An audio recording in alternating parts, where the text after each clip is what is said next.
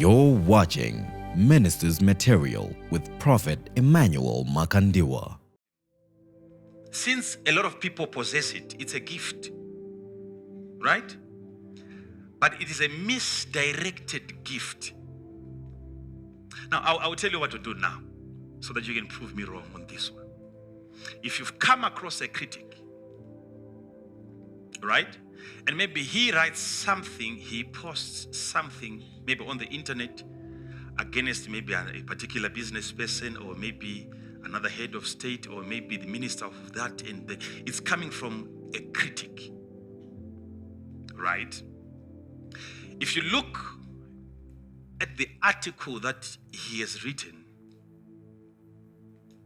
when you finish reading the article, just close it and then go for the critic. You will find that in his own personal life, there are so many things to be corrected. No. This is too heavy. I want you to get it. Criticism was actually meant for the critic himself. It was a gift given to him so that he can deal with his own personal life. And then it becomes a misdirected gift. He begins to work on other people. Go now, from now. You don't need to be a prophet to see this. Go and make a follow-up. Every criticism that you find, go for the critic. You look into his life, look into his marriage, look into everything. And then you understand. This is why maybe God had given him that gift. The gift was supposed to work on the owner. Look at them. Look at her. Look at him. The person, some of you are here, you know the person. Maybe some of those people are not even far away from, maybe he's sitting somewhere here. Go and look, analyze. The person that is criticizing you, he's dealing with a lot of issues. Emotional issues, attitude issues. Which means that grace to analyze other people, it was given to him so that he can begin to work on himself. So it becomes a misdirected gift. And those people that criticize, they are gifted.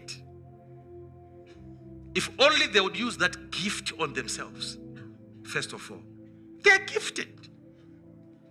They are gifted.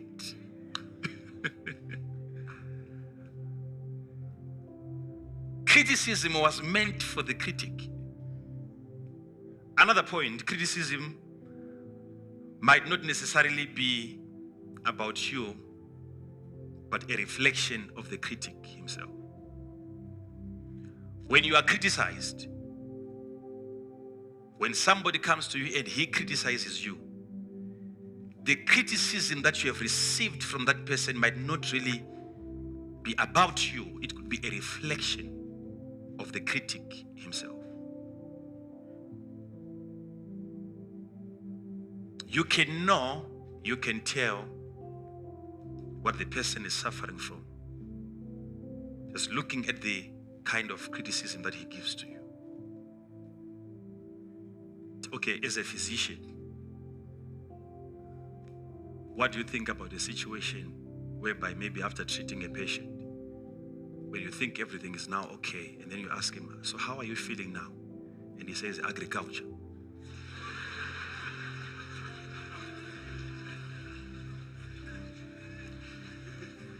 It sounds like he has not answered your question, but he has actually answered. At least you know what is coming out of his mouth is a reflection of his condition. So criticism, actually, in most cases, it is a reflection of the person that is criticizing you. So you don't need to worry about that. You don't need to worry about that. And in most cases, do you know why some of you, when you're criticized, you feel so bad? It's because of a position that you might have given to that person who is criticizing you. Because if you knew that the person was out of his mind, you were never going to be concerned. Am I wrong on that one?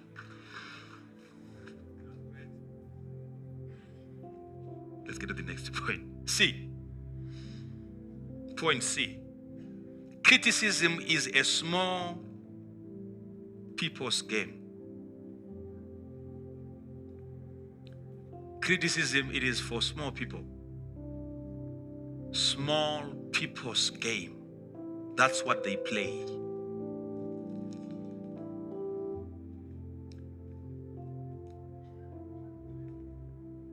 If you come across anybody in your life that has been backbiting you, backbiters should be biting you from the back. You can't have a backbiter biting you from the front. Listen to this. Please, I think this has to work for somebody. The reason why when you are criticized by somebody and it offends you and it touches your spirit, you are concerned, is because of the position that you have placed that person.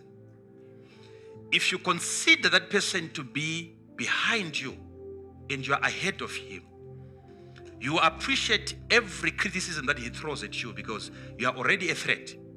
Just by being on front, that's why you have to be backbeaten. Are we together? Are we together? Are we together? Are we together? So this is how I do it myself. There was a time when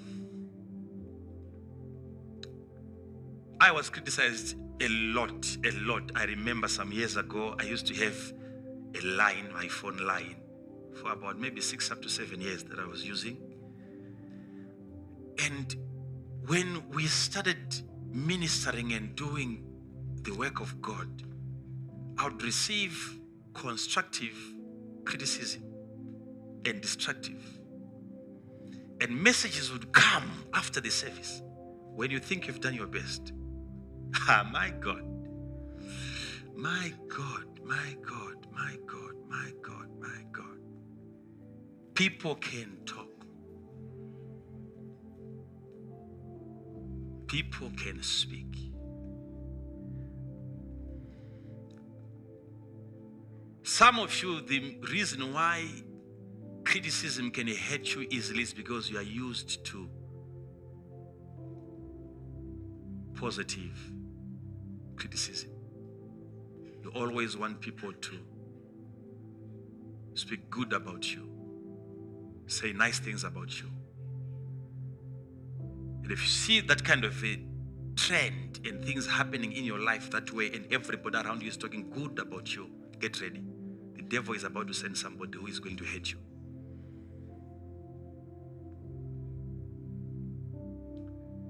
If you look into married people, there are certain married people, women, ever since they have been married, they have never had any discussion. They are being insulted.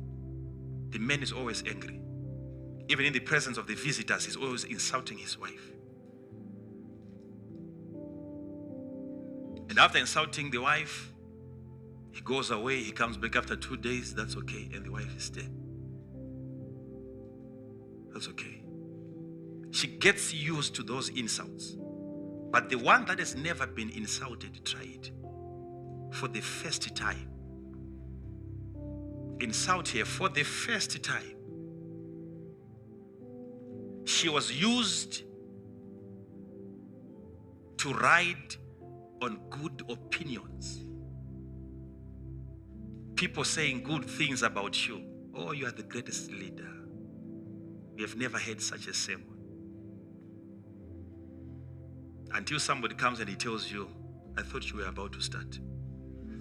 What kind of a sermon was that?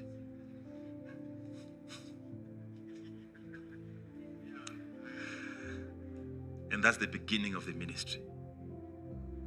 That's the beginning of ministry.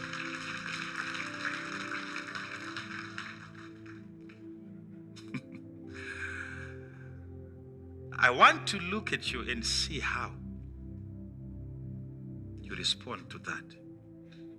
After doing the best, do you realize that even if you're going to get 70 people commenting positive on what you have done, the moment you get to one person, he takes over the entire thing.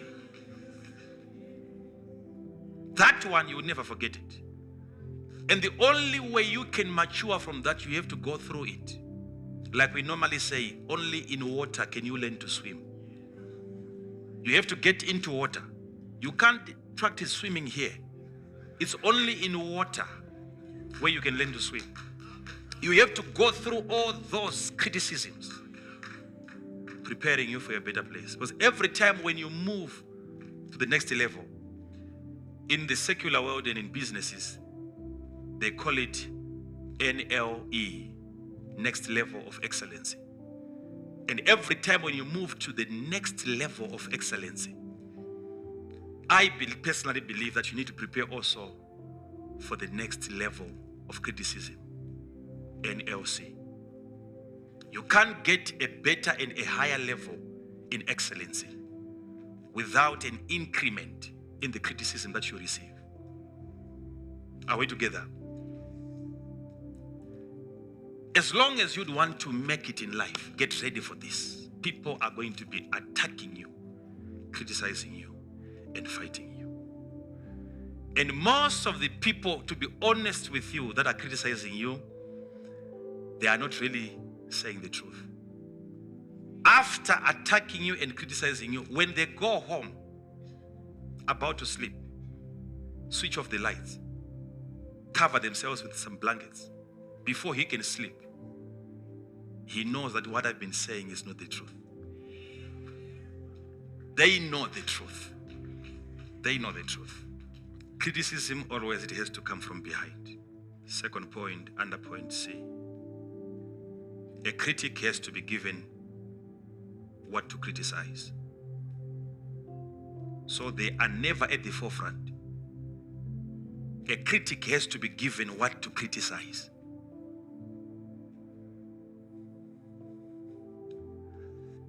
Look at this. A critic, if you don't give him anything to work on, to comment on, doesn't have anything to do. Which means he's not on the production side of the industry. He waits for certain people to achieve certain achievements. Unless there is anything to work on, they can't work on anything. Which means a critic has to be given something to work with. Which means they are not on the forefront. They wait until somebody does something, and then they can attack it. These people are busy trying to tear down other people's houses instead of building their own houses. Their own houses.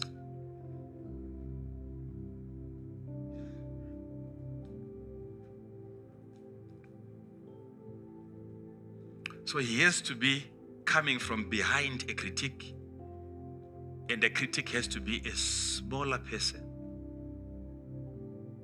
than you. He has to be doing that from a lower level. It can't be coming from the top. The moment you see somebody on top criticizing you and you are below, it's a sure sign that you're already above the person. Because criticism, it always has to come from below. Backbiters, they have to bite you from behind. Am I talking to somebody? Am I talking to somebody? Am I talking to somebody? So if somebody, let's say you get attacked by somebody that you consider to be an influential person, maybe he's a politician, that will touch you as compared to if it was any other person. If it is the minister of that and that and that and that, maybe 3, 4, 5 ministries, and then he attacks you, it will get into your body, it will into your spirit, because you consider that person to be above. But what you don't consider is this: he could be a politician, a minister of this and that, but is it in a thriving economy? Because if the economy is not thriving, that puts him below you. I'm trying to help you, because when you know what, when somebody comes and he walks in front of you and the person is out of his mind and you know, and then he tells you to get out of the way, you don't mind. Even for the next 2 hours or so, you'll be thinking about something different. But if somebody driving a Mercedes-Benz comes and he insults you, it will get into your spirit.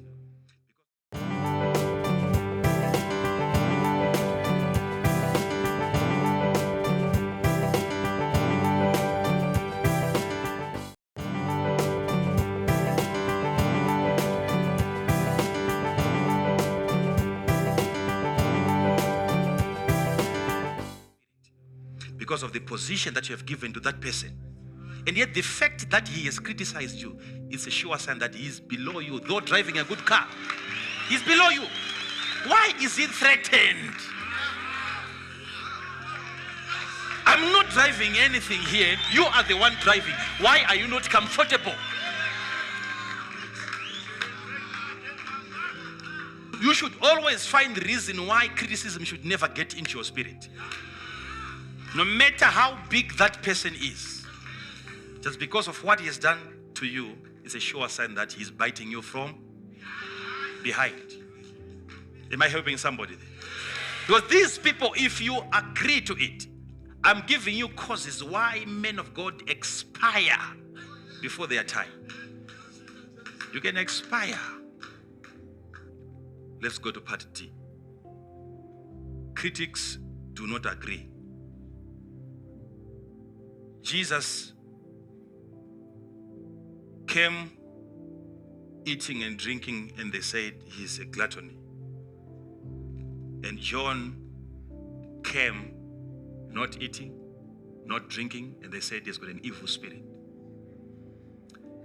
If you try to combine all the criticism that you got, they will not make any sense. Look at Mark chapter number 14, verses 55 and 56. Critics will never agree. And the chief priests and all the council sought for witness against Jesus to put him to death, and found none. For many bear false witness against him, but their witness agree not together. Okay, go to Matthew chapter number 11, verse 18. Matthew 11, verse 18. For John came neither eating nor drinking, and they say he hath a devil. The Son of Man came eating and drinking, and they say, behold, a man gluttonous. Coming to the same audience. My God, critics, they can never agree. I've heard people coming to me and telling me that I've never seen a man as humble as you are. And I've heard people again coming to me telling me that pride is my problem.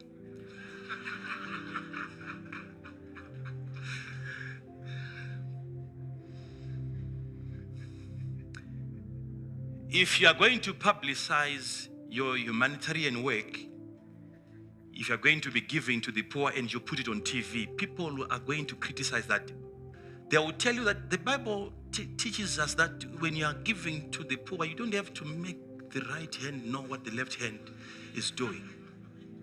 And if you don't put it on TV, they will say you are greedy. It doesn't help anybody. It doesn't help anybody.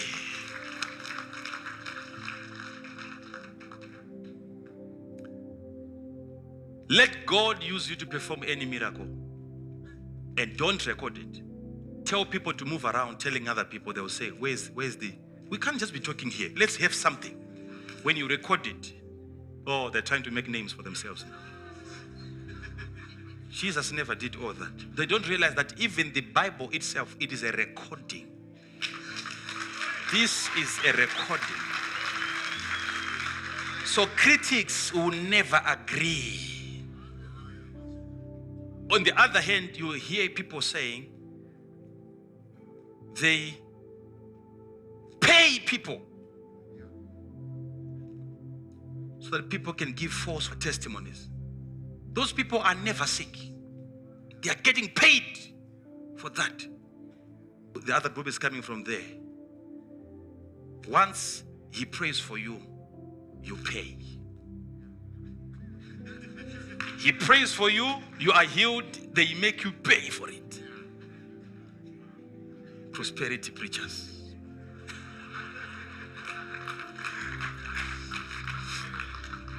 I remember there was something that they used to say some other time. There was a time when there was a stampede, remember? And we had almost like 18 people that got injured. And from our house, we couldn't go straight to the church. I had to pass through the hospital and to pray for them. And some of these people were actually taking x-rays before I arrived. They were badly injured. Some had broken ribs. And then I passed through the place and 17 were discharged in the next 2 hours. One person was left. X-rays are there. But it became an issue again. He's trying to sacrifice those people so that he can have big numbers. These are already big numbers killing each other. Critics, they can never agree. Arikuchekeresa kuti vanhu vawande. Kuvakwadzana sei kana vanga vari two. Vashoma stampede.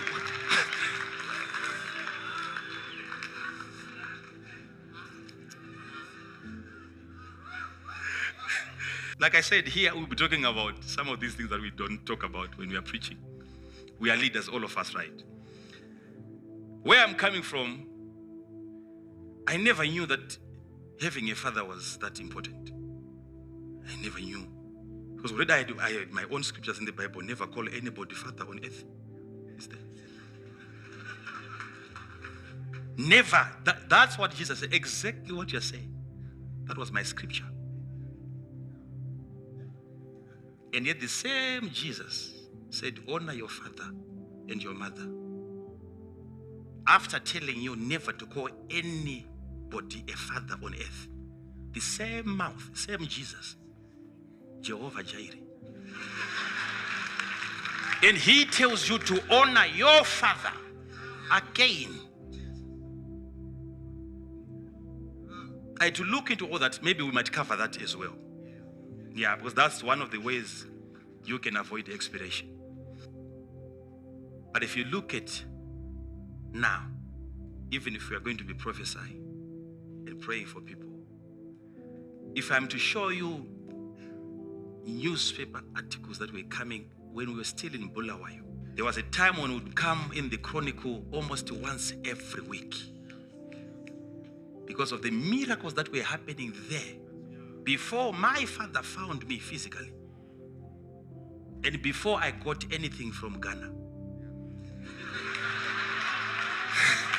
And during that time, I remember very well, I would go for conferences and I'm not on the program. I'm not one of the preachers.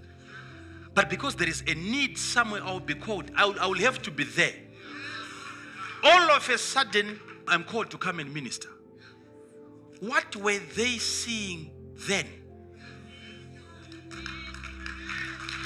What were they seeing?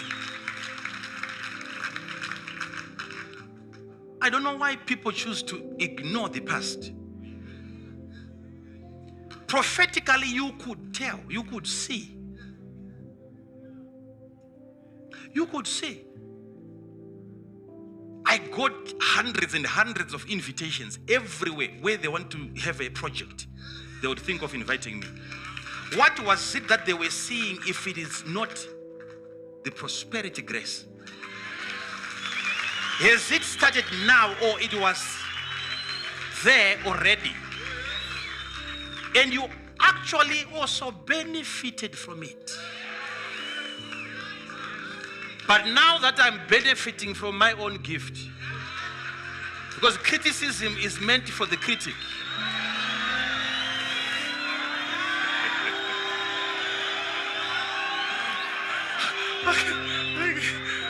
We can't finish. Sit down. Let me try to close. So people at the back of their minds, they know the truth. They know the truth. There was a time when we were in the United Kingdom, and I was there for some few days. My father was supposed to be the one ministering during that conference. But then my father, months before the conference, he told me that, son, the dates are already set. I've been invited to come and minister. But I want you to be ready. Just prepare even 2 sermons. Because I won't be there on time because I'm going to be burying somebody here. We're talking of months before. And then I said, oh, very sorry, Papa. Somebody died. And he said, no, he's not yet dead, but I warned him. He said, and he said to me, son, do you know there is a man that we met at this particular day at a certain place? I said, yeah, I remember. And he said, yeah, that one. I called him and I warned him to make certain decisions. And I told him that if he doesn't do that, that's what God is telling him to do. The devil is going to mess his life up and this man is going to die. And I gave him the date. And he wouldn't listen. And I had to invite him. And my father called 9 people. The whole committee of the church was there. And my father said, all of you here, leaders, I've called this man. You know he's not part of the leadership. I've called him so that I can announce this in your presence. So that at least when he dies, you will not undermine my prophetic grace. I've told him to correct 1, 2, 3 things. And if he does not do that, he's going to die. And this is the date. And still after that, he answered my father in the presence of all those people. And then my father said to me, you are going to be preaching because that's the time that I said. So I'll have to bury him and then I'll come.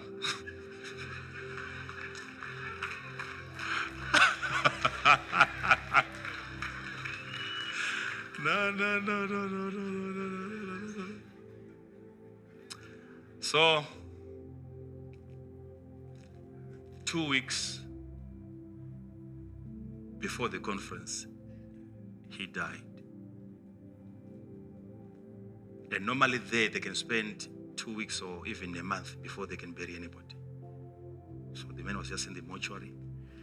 And it wasn't my father who set the burial date. He was there. He wasn't the person burying the man, but he was there. And after the burial, that's when he flew. And it was on the 2nd day of the conference. And I'd already preached the first sermon. And the second, when my father came, he then ministered. And he was asking people, did he do anything, my son? And I had not done anything. I just ministered because I'm comfortable when it comes to teaching of the word. You see, critics, there are critics like that. Everybody that comes to our ministry knows that I'm just there to teach. Anybody who doesn't come, they think we are there to prophesy and to pray for the sick. That's it. Like I said, critics, they will never agree. So my father, instead of him ministering, he said, so this is the last service. And everybody said, this is the last service. I said, no. Please, hosting pastor, let's have another service in the evening. My son has to minister. If he ministered and he preached and he taught the word of God, that's okay, but he should have done something. And I said, because I knew that I was there just to prepare the way for him.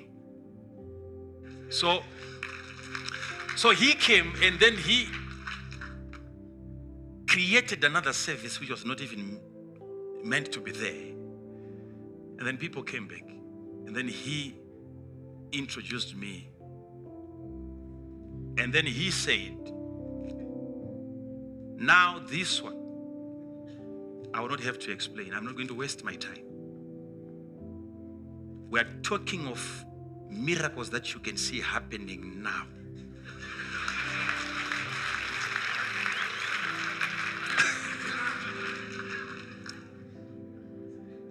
And then he said, I would want some health department guys, please, can we have some scale?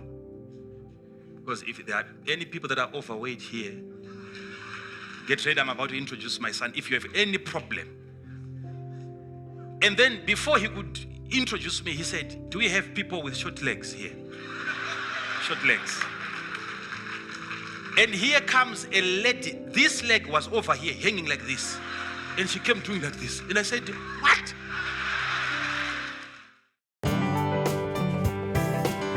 Thank you for watching Minister's Material. Join us again next time for yet another inspirational teaching from Prophet Emmanuel Makandiwa.